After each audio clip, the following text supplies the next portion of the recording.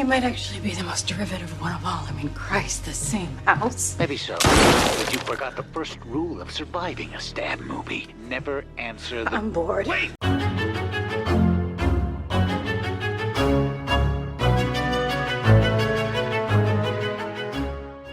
Welcome back to Horror Queers. It's a new month, so we're doing our most anticipated horror films of June 2023.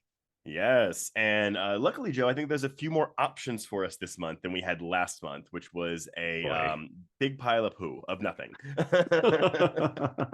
Yes, although we did manage to find some interesting picks, although I don't know about you, I haven't had enough time to actually check out any of said picks, so... No, and honestly, the one that I'm most sad about missing right now is Influencer. Like, apparently that movie kind of rules and has some really fun twists and turns, so... Right? There we go. There we go. So people, you know what you need to watch, and hopefully we'll have an influencer style pick for you this month.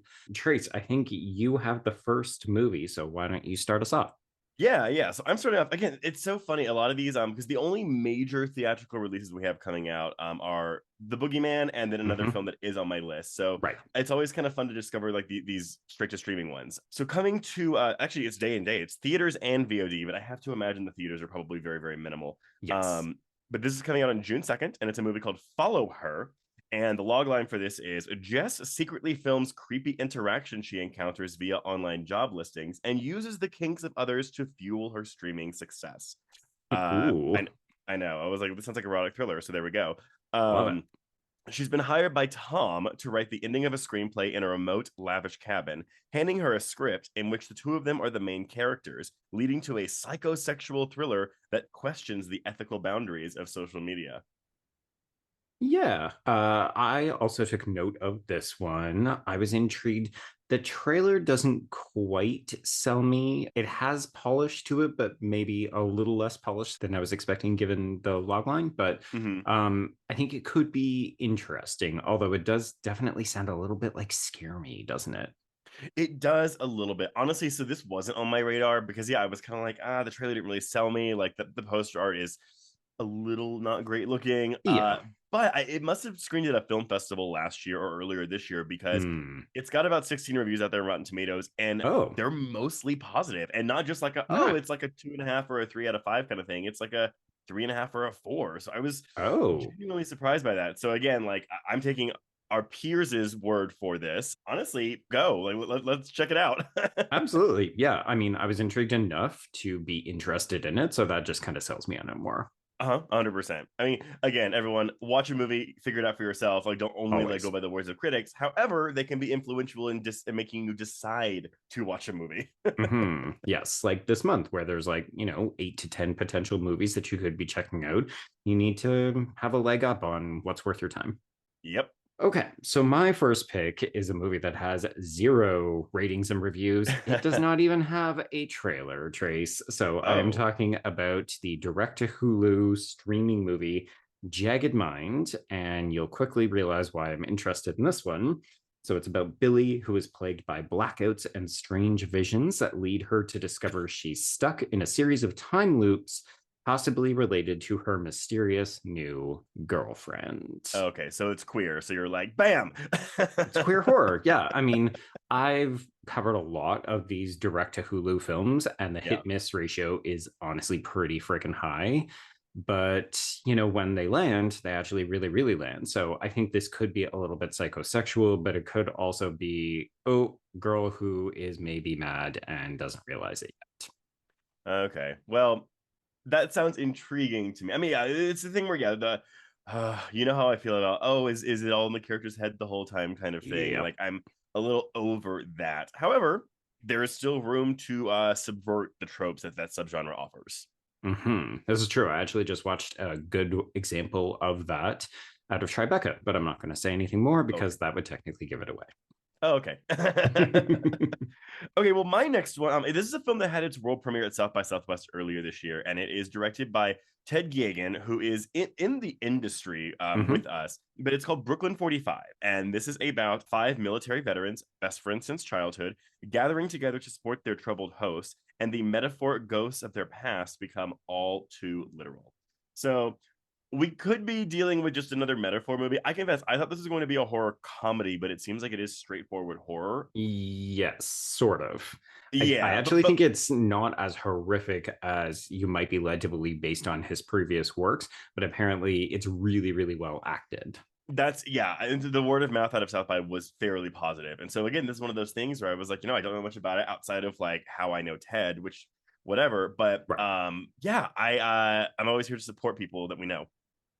Yeah, yeah. All of the people that I know who have seen it did end up liking it. They just Yeah. kind of said it's not exactly how it's being sold. So you just have to go in ready to accept the film for Ooh, what it is, not what the poster and everything looks like. that's interesting. Okay, see that makes me even more intrigued to watch it because then I'm like, well, what is it? Exactly. All right. So my next one is called Quicksand. It comes out in June 23rd. This is going to be a direct to VOD. I ended up catching a foreign trailer. It had like Egyptian subtitles. So I don't know if it's the way that they're selling it in North America or if it's just somebody got an early copy of it. Right. But it follows a married couple who are on the brink of divorce and they become trapped in quicksand while hiking through a rainforest in Colombia. They will battle the elements of the jungle and must work together in order to survive. Honestly, like jungle setting is kind of an instant sell for me. Like it could be like Yeah, total shit, and I'm like, you know what? Cool. How often do you see horror movies set in a jungle? the big selling feature for this one is that it could be really interesting, but it's also very much going to depend on the chemistry between these two actors because it's Yeah. basically a single location. Like if you watch the trailer, they basically are Are running you from saying a guy with a quicksand? gun and they're in quicksand for what looks like most of the movie as like they fight off snakes and stuff. Oh, So okay. it could be really fun or it could be very repetitive. Well, yeah, I know, right? It runs the risk of being so boring, and both of us are real suckers for single location settings, Mhm. single location films. But yeah, it's like, well, you have to make this not boring. So Yes. it's always the thing where I walk in and I'm like, okay, like come on, like show me what you got. Right. Uh, How but creative can you get with this? yes, exactly. So I guess we'll find out. Mm-hmm. All right, my last one is our theatrical release. This is the horror comedy The Blackening that had it was its Yes. world premiere at TIFF last year, right? Yes, it did. Okay, so yeah, this is about seven black friends who go away for the weekend only to find themselves trapped in a cabin with a killer who has a vendetta. Will their street smarts and knowledge of horror movies help them stay alive?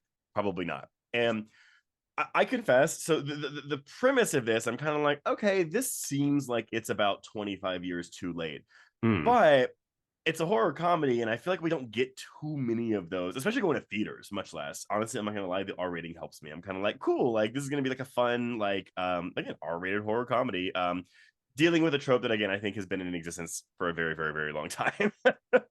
Yeah, so I've actually seen this. I did cover it for Bloody out of TIFF, and I really ended up liking this.